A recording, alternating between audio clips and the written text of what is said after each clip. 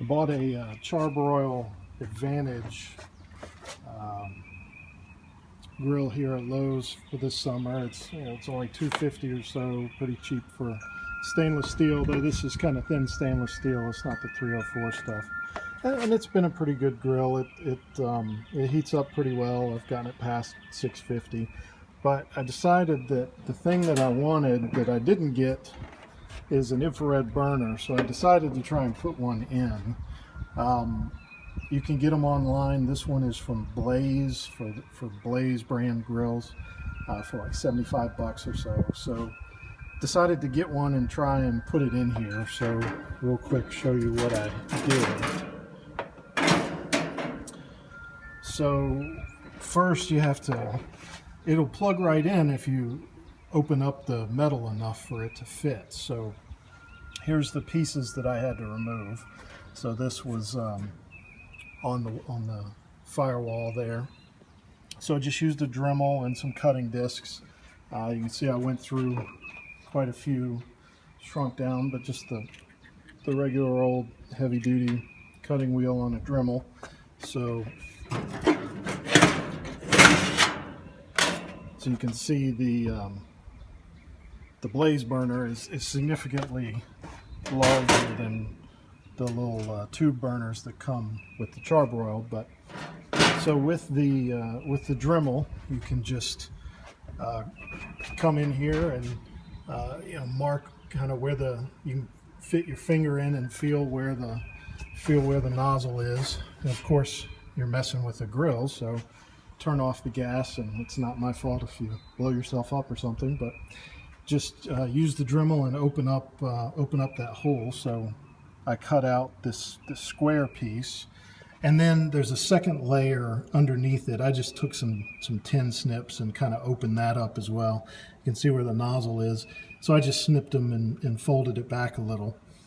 And then the Blaze burner has a carryover tube that I guess plugs in to a system that's expecting it on that kind of grill.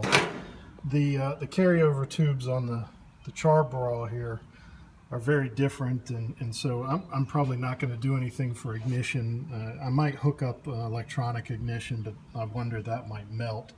So I just had to cut out a notch there, and once you get it opened up enough to where you can put the burner in, it's pretty easy to mark where you need the extra notches and cut those out.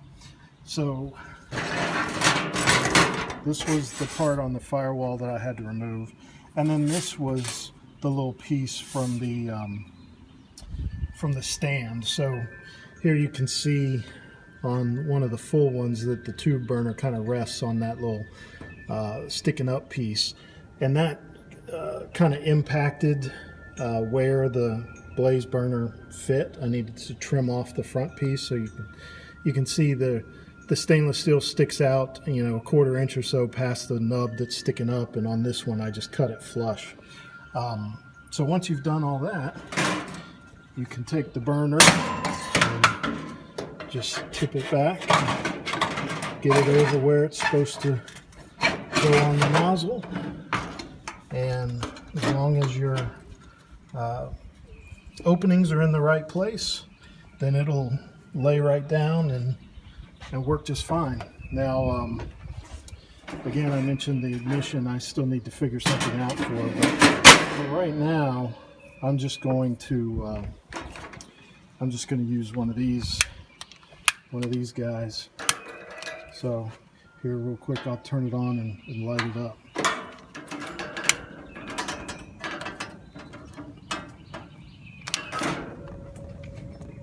So you can kind of hear it roaring.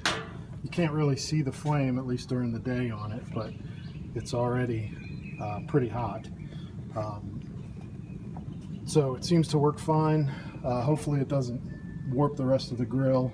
It's quite a bit more BTUs than the other burners, but I'll give it a try. So if you have a Char-broil that you want to add a Blaze burner to, it's definitely possible with some cutting, and I'll put links in the description here for the parts that I bought. But really, you just need a Dremel and and go to town, and it works fine. See ya.